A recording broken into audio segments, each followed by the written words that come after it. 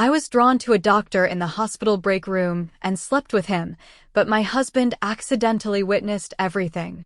He divorced me, destroyed the doctor's marriage, and left us both jobless and disgraced. My name is Elena, and my story is that of a dream that turned into a nightmare of a life I carefully built and that, due to a series of wrong decisions, completely fell apart. I always believed in destiny, that certain things were written for me, and my destiny, as long as I can remember, was to dedicate myself to health. My family was, so to speak, a dynasty of white coats.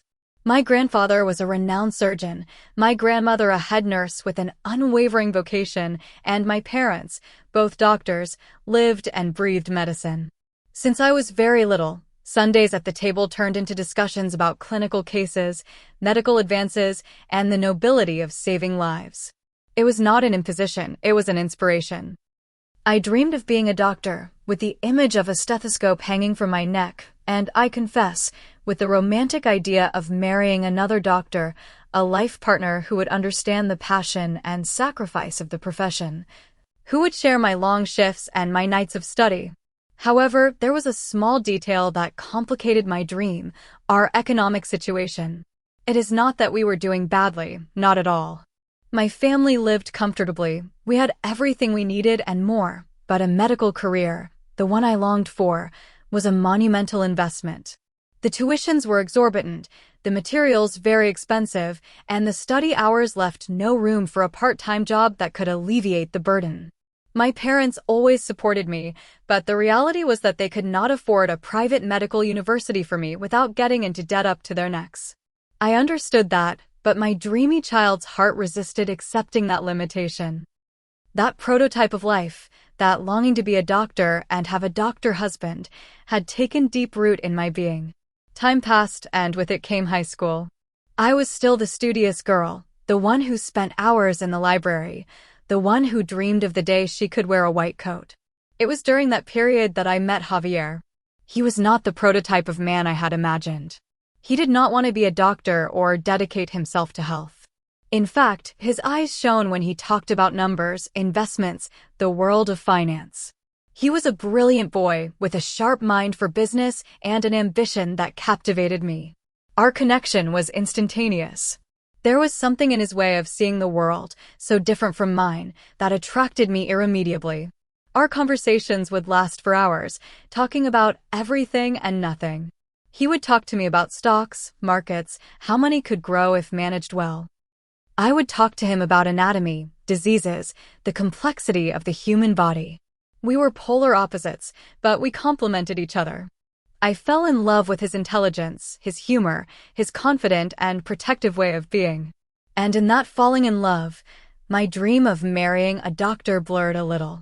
My heart, for the first time, chose a different path than the one my mind had laid out. The relationship progressed when it was time to go to university. Javier, with his innate talent for finance and his dedication, had managed a full scholarship to one of the best universities in the country. I, on the other hand, had also gotten a scholarship, but to study nursing. It was a noble career, a solid foundation in the health field, and a gateway to my true dream. My plan was clear: study nursing, graduate, work for a while to save up, and finally be able to afford medical school.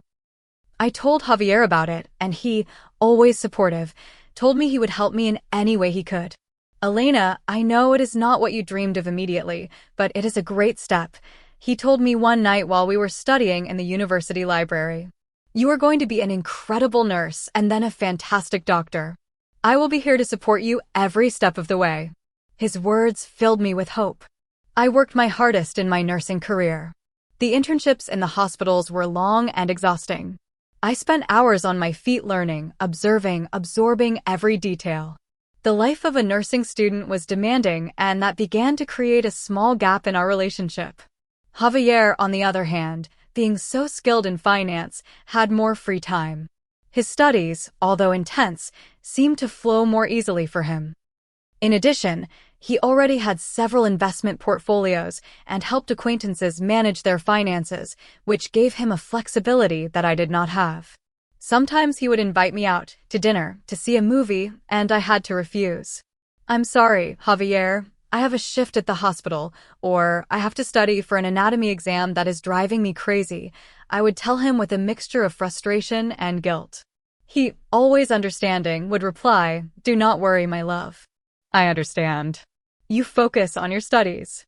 We will have time for ourselves later." But deep down I felt a pang of jealousy. Jealousy of his free time, of his ease with finances, of his success that seemed to come without as much effort as mine. I never said it out loud, of course. My pride prevented me. But the truth was that while I fought for every point, for every internship, he was already building a financial empire. The years passed and the relationship, despite the obstacles, survived. We graduated. I, with my nursing degree in hand, started working from the bottom up in a small hospital, with strenuous shifts and a modest salary. Javier, on the other hand, already had important positions in finance companies. His talent had taken him to the top quickly. The economic disparity was increasingly evident, and although he never made me feel it, I noticed it. One day, after an exhausting shift, I came home and found him waiting for me. He had dinner prepared, candles, and a bouquet of my favorite flowers. My heart raced. "Elena, my love," he said, kneeling in front of me with a small velvet box in his hand. "We have been through so much. We have overcome so many obstacles. You are the strongest and most dedicated woman I know. Will you marry me?" Tears rolled down my cheeks. He was the man I loved, the one who had supported me every step of the way. "Yes, Javier, yes, I want to marry you." The wedding was beautiful, full of family and friends. It seemed that my life was finally taking the perfect course. My dream of being a doctor was still there, latent, but now I had Javier by my side, a man who loved me and supported me unconditionally. He promised me that he was saving and investing so that I could study medicine. His support was my engine. Married life with Javier was, in many ways, everything I had always dreamed of. He was the perfect husband, attentive, loving, and always supported me in my dreams. Our house became our refuge, a place full of laughter, candlelight dinners, and plans for the future. Javier, with his talent for finance, not only saved, but also invested intelligently so that I could eventually study medicine. It felt good, it felt safe. I felt loved, valued. I had a life that many would envy. However, deep in my heart, something told me that my happiness was not complete. No, it was not because of Javier, but because of myself and the shadow of that dream I had not yet achieved. My work as a nurse became my life. I started from the very bottom in the emergency area, where the hours were long and exhausting, but I worked hard and my dedication did not go unnoticed. Over time, I was promoted in the hospital until one day I was offered a position in the neurology area. It was a big step for me. The neurology area was complex, fascinating, and it was there that I met him. His name was Alejandro. He was a doctor a little older than me with an impeccable reputation. He was handsome, with deep eyes and a smile that made you feel like you were the only person in the room. At first, he was just my superior. We talked about patients, cases, procedures, but little by little the conversations became more personal. He would talk to me about his life, his passion for medicine, his family. I, for my part, would talk to him about my life, my dreams, my marriage. At first, it was just a friendship, a connection between colleagues who understood each other on a deeper level. But over time, admiration turned into something more. I began to feel an attraction to him that scared me. I felt horrible. I had a wonderful husband at home, a man who loved me unconditionally, a man who was working hard so that I could fulfill my dream. And I, who should have been loyal, could not help but feel attracted to another man, a doctor, the prototype I had always longed for. The irony was cruel. I felt like a traitor, like a bad person. Sometimes, when I got home, I would look at myself in the mirror and feel that I was not worthy of Javier's love. At the hospital, my friends, Camila and Valeria, two nurses I had become very close to, noticed my mood. One day, while we were in the break room, they asked me what was wrong. "Elena, you seem distracted lately. Is everything okay at home?" Camila asked me with a voice full of concern. "Yes, Camila. Everything is fine, it is just work." You know, the shifts and everything. I lied, but Valeria, being more perceptive, realized the truth. Elena, do not lie to us. We see you. You spend a lot of time with Dr. Alejandro. Do not tell me you are starting to like him. I blushed. Valeria, what are you saying? Of course not. He is just my coworker. He is a good man. They laughed. Of course, Elena. And he is very good looking. Look, almost all the nurses in the hospital have their forbidden loves with the doctors. It is something that happens. We are here all day. We see them more than our own husbands. It is normal for it to happen. Do not feel bad. Their words, instead of reassuring me, filled me with an even deeper confusion. They, who also had partners, told me it was normal, that it happened, that it was not the end of the world. And in my mind, which was already looking for an excuse to justify my feelings, their words became a permission, a justification for my infidelity. One afternoon, while we were on a shift, Alejandro invited me for a coffee. I accepted, and in that coffee shop, he opened his heart to me.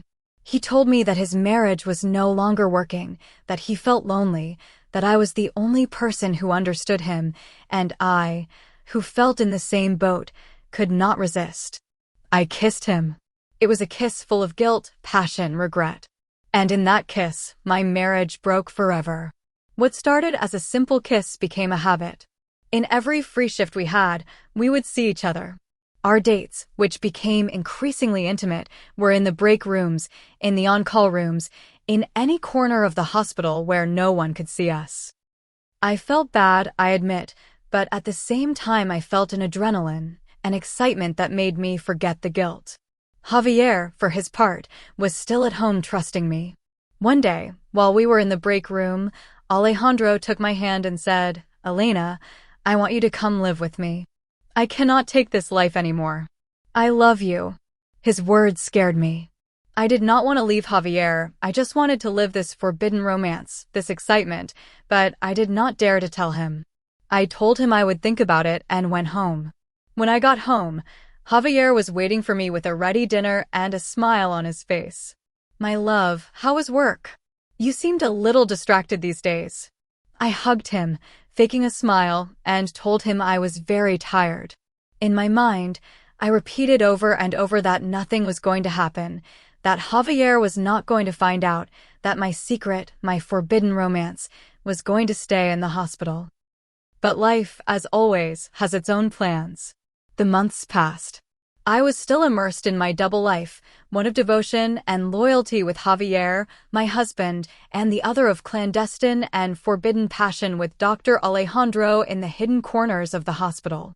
The guilt that at first gnawed at me had transformed into a constant fear of being discovered, a fear that paradoxically made me feel more alive than ever. I thought I was a master of deceit, that my life was perfectly compartmentalized. Javier was at home, in his world of finance, suspecting nothing, and Dr. Alejandro was at the hospital, in his world of medicine and forbidden love, without invading my other reality.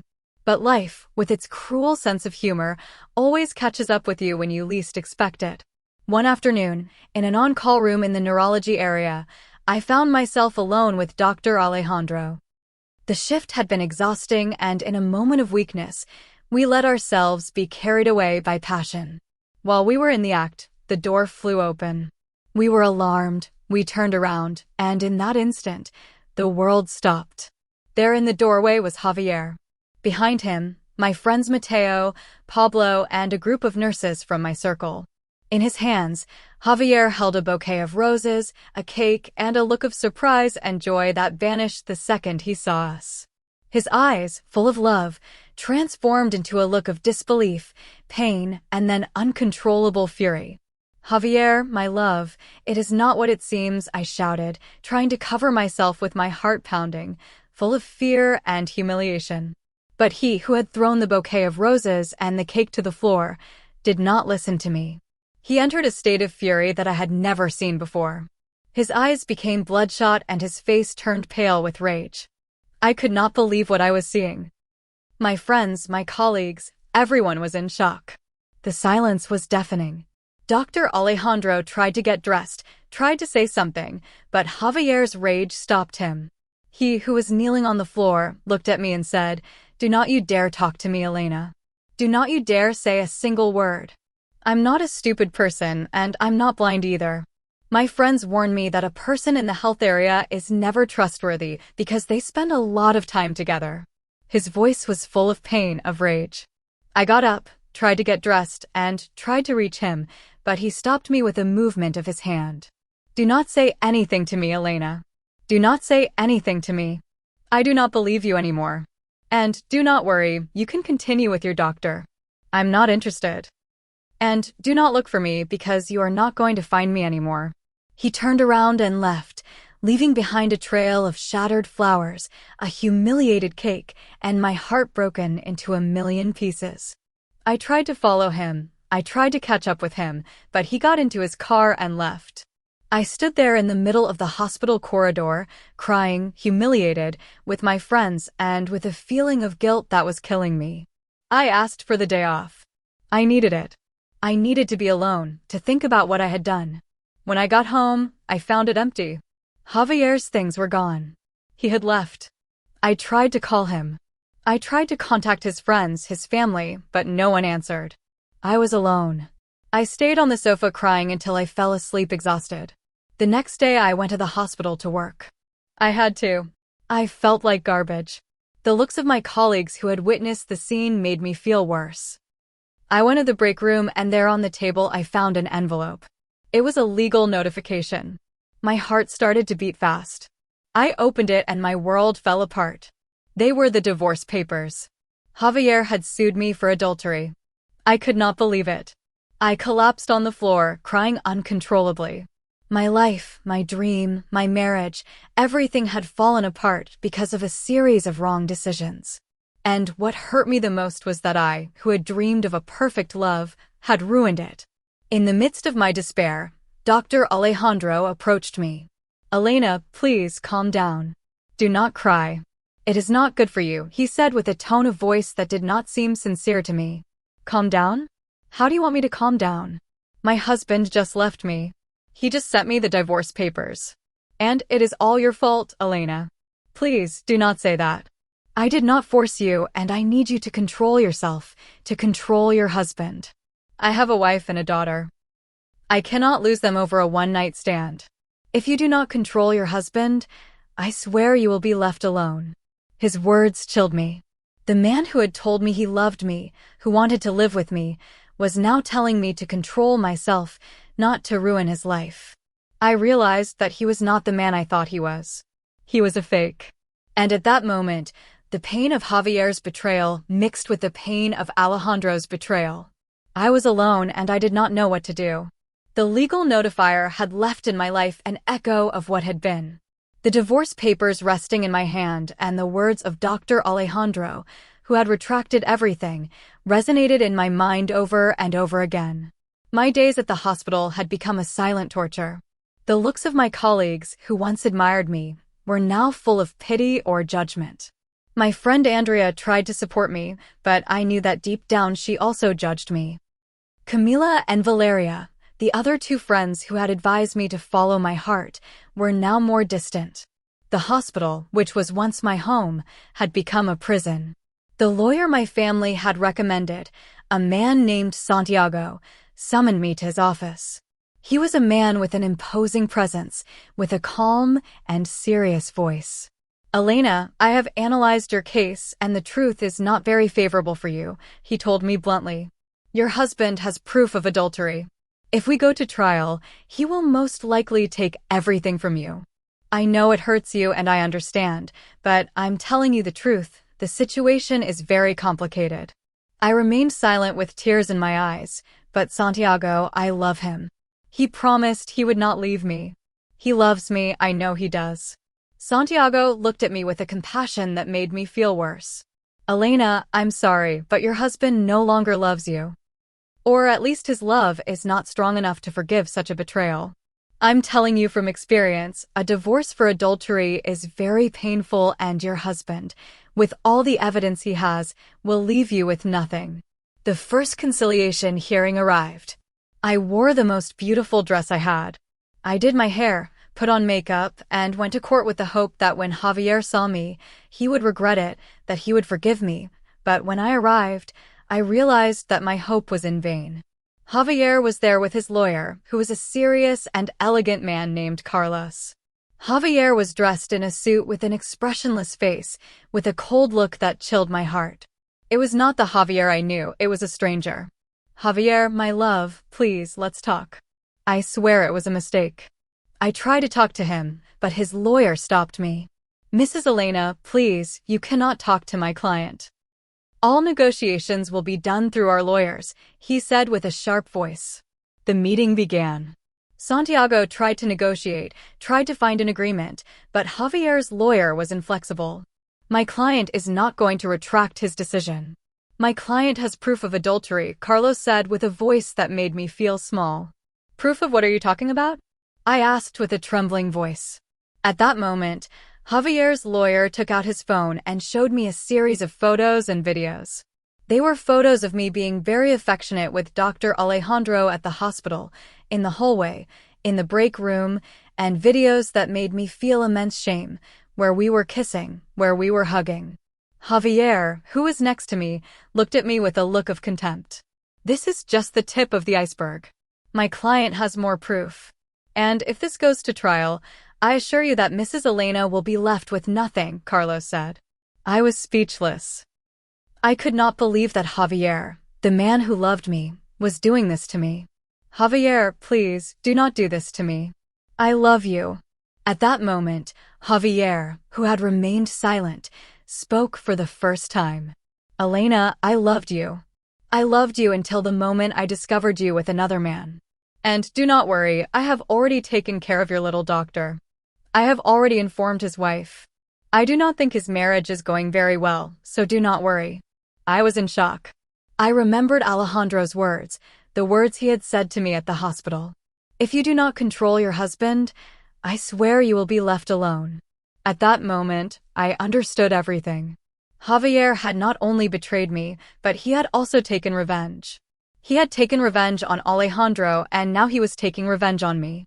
Javier's lawyer left a copy of the evidence on the table and told me I had a week to sign the agreement or we would go to trial.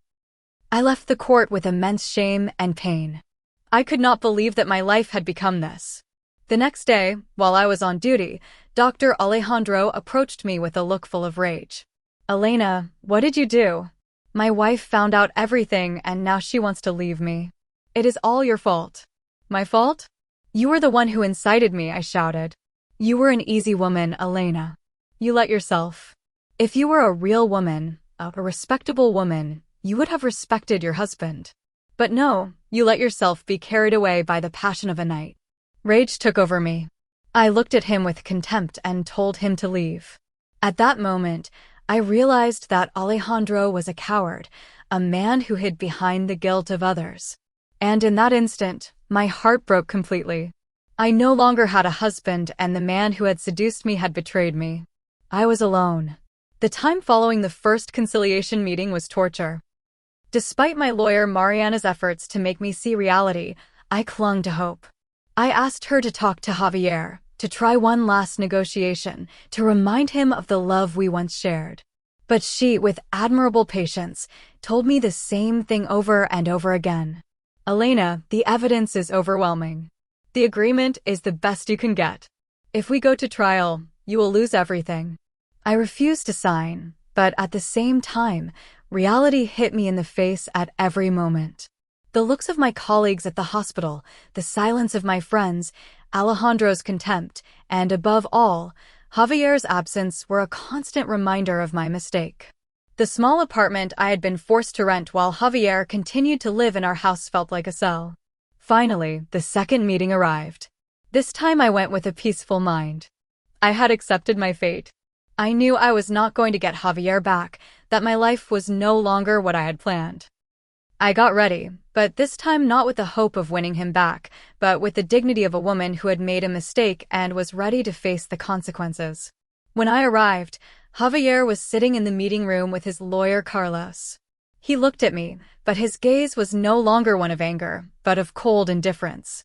I sat across from him, and the silence for the first time was not uncomfortable, but heavy. Elena, we have reviewed the documents. If you sign this agreement, you will keep a small portion of the assets. If you do not, we will go to trial, and I assure you that the lady will be left with nothing, Carlos said with a sharp and emotionless voice.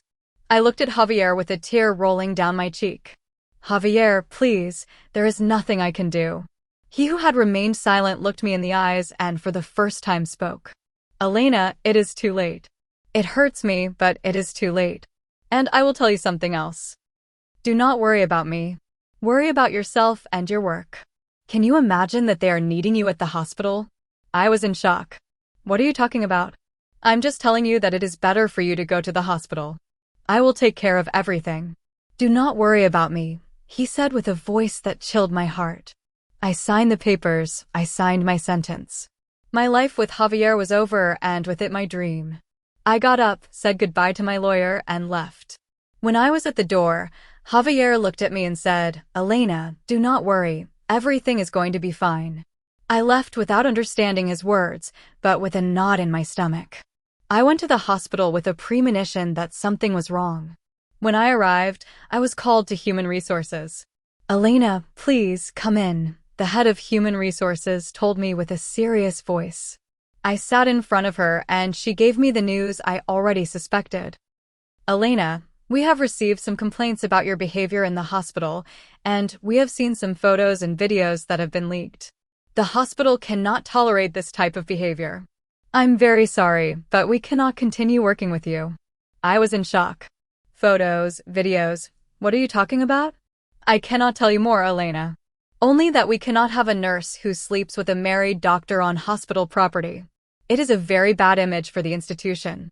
I'm very sorry, but we are going to give you a financial compensation and we are going to ask you to leave. The world fell on me. Not only had I lost my husband, but now I was also losing my job. I tried to find my friends, my colleagues, but everyone turned their backs on me. No one wanted to talk to me. I went in my small apartment and locked myself in. My life had fallen apart and I did not know what to do. The following months were hell. I could not get a job in any hospital, as the news had spread quickly. My reputation was in tatters. My friends from the hospital had stopped talking to me, and Dr. Alejandro, the man for whom I had lost my marriage and my job, had also been fired. I found out that his wife Isabel had sued him for adultery and that she had taken custody of his daughter and most of his assets. In the end, he had been put in jail for not paying child support. And I, who felt bad for him, realized that he deserved it. He deserved it for being a coward, for being a liar. One day, while watching television, I saw Javier. He was in an interview talking about his success in finance. Next to him was a young and beautiful woman. She was his new girlfriend, and for the first time in a long time, I did not feel anger or pain. I only felt a deep regret. I had lost a man who loved me, a man who was willing to give everything for me, and I had lost him for a one-night romance. My life, my dream, my career, everything had fallen apart because of a stupid decision. Now I work as a nurse in a small rural hospital with a miserable salary and a strenuous workload. I live in a small and dirty apartment. And every night before I go to sleep, I wonder what would have happened if I had not made that mistake. And the answer is always the same. I would have been a doctor with a husband who loved you and with a happy life. And at that moment, regret consumes me.